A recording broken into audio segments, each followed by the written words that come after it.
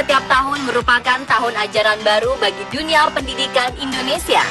Setiap memasuki musim yang baru, dari tahun ke tahun, selalu saja ada hal unik yang terjadi. Bahkan kini, semakin canggihnya teknologi, ada sebagian orang yang membuat meme atau neologi yang isinya tentang fenomena sosial yang sedang terjadi, namun diselimuti kalimat-kalimat lucu. Selain itu, kebebasan berpendapat yang kini semakin terbuka, membuat banyak orang yang menyampaikan pandangannya dengan sentilan atau justru mengundang kontroversi. Dari sekian banyak serba-serbi dunia pendidikan Indonesia tahun 2015, berikut kami merangkumnya dalam serba-serbi tahun ajaran baru versi on the spot.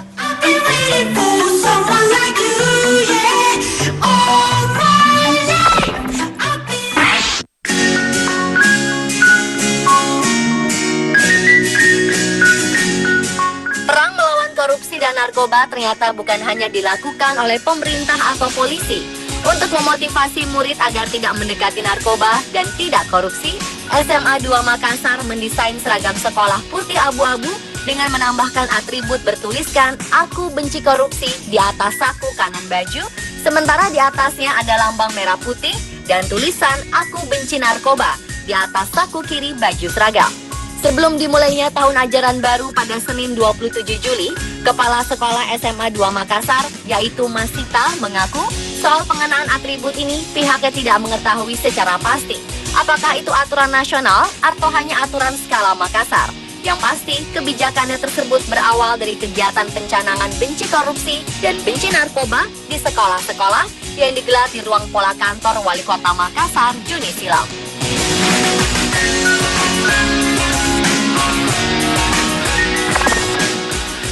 Because you know I'm all about that bass, no trouble.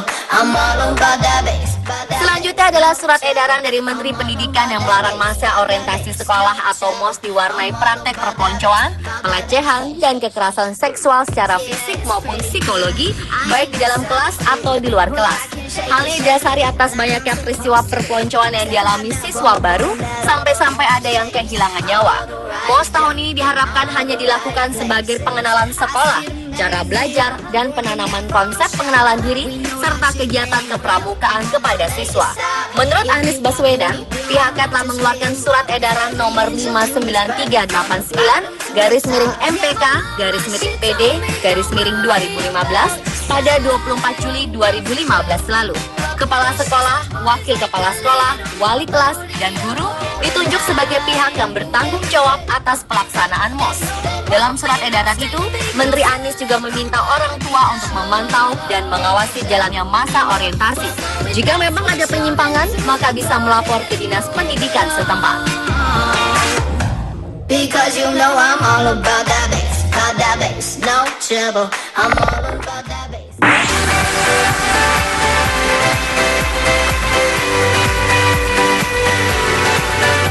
Membahas tentang masa orientasi sekolah atau MOS, di beberapa kampus di beberapa negara, banyak kegiatan bermanfaat yang bisa kita contoh daripada sekedar mempelonco siswa baru.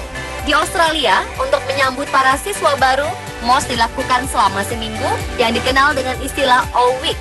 O-Week biasanya diisi dengan menghadirkan band-band ternama. Biasanya juga diisi pesta dan kegiatan sosial yang terbuka bagi seluruh mahasiswa. Hal yang hampir sama juga banyak dilakukan sekolah atau kampus di Selandia Baru. MOS atau yang disebut O-Week diadakan selama 10 hari dan diisi dengan acara-acara berbau sosial. Bahkan MOS di Selandia Baru sampai menjadi bagian dari kalender musik tahunan. Pada saat itulah diadakan konser musik dari band-band terkemuka. Berbeda dengan di Kanada, MOS yang dikenal dengan nama Frosh Week berbeda-beda di setiap sekolah. Tapi kebanyakan diisi dengan acara-acara yang sangat mendorong solidaritas antar sesama mahasiswa seangkatan, junior dengan senior. Ada juga sekolah yang mengisi MOS dengan mengadakan pertunjukan tarian-tarian di lapangan sepak bola yang dipersembahkan oleh mahasiswa dari tiap-tiap asrama.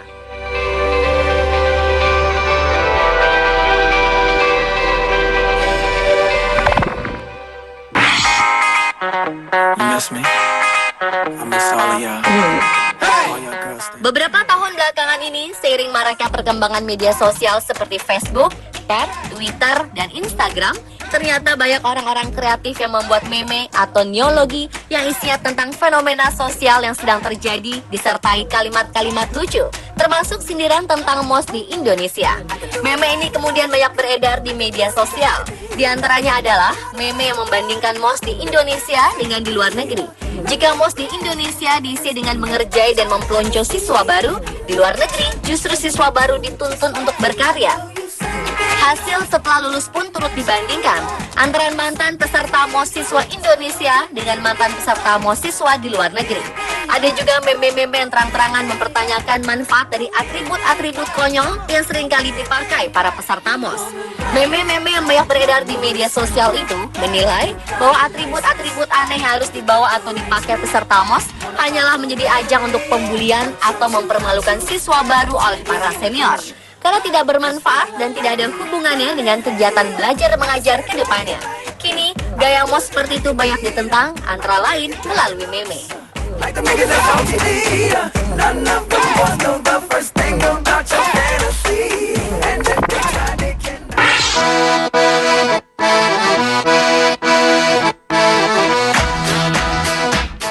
Masih seputar ulah para pengakses internet atau netizen yang kreatif dalam menyikapi tahun ajaran baru.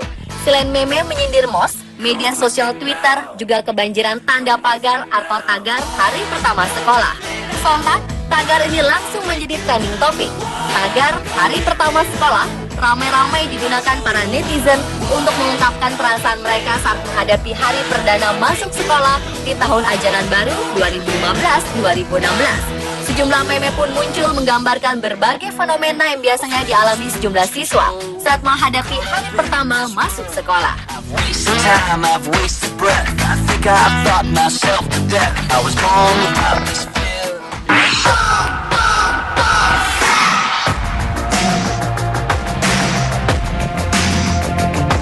Dari tahun ke tahun setiap tahun ajaran baru, setiap orang tua sepertinya harus merogoh kocek lebih untuk membeli peralatan sekolah yang baru, mulai dari seragam, buku-buku, dan peralatan tulis.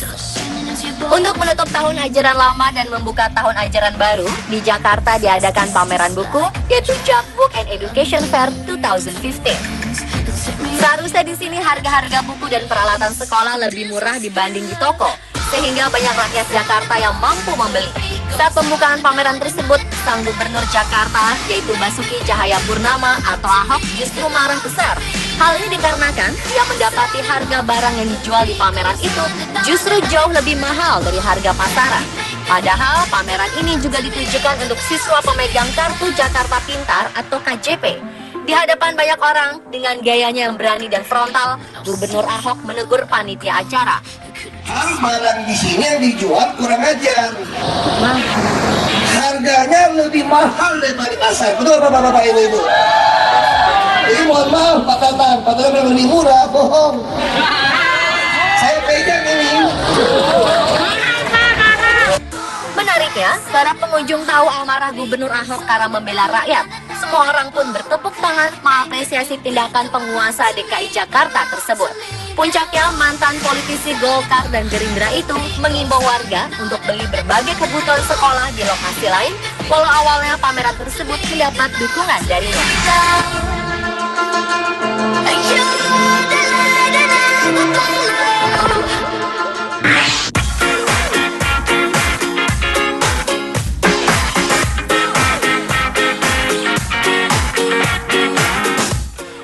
Ajaran baru memang identik dengan pengeluaran biaya yang ekstra oleh orang tua yang memiliki anak bersekolah. Pembengkakan biaya keluarga itu mendorong banyak orang tua yang harus menjual barang berharga milik mereka, antara lain emas. Fenomena yang terjadi di setiap tahun ini terjadi di semua wilayah di Indonesia. Sebagai barang bernilai, emas sepertinya menjadi pilihan yang tepat untuk membantu memenuhi kebutuhan tahun ajaran baru, mengingat emas merupakan barang yang mudah dijual. Pemirsa,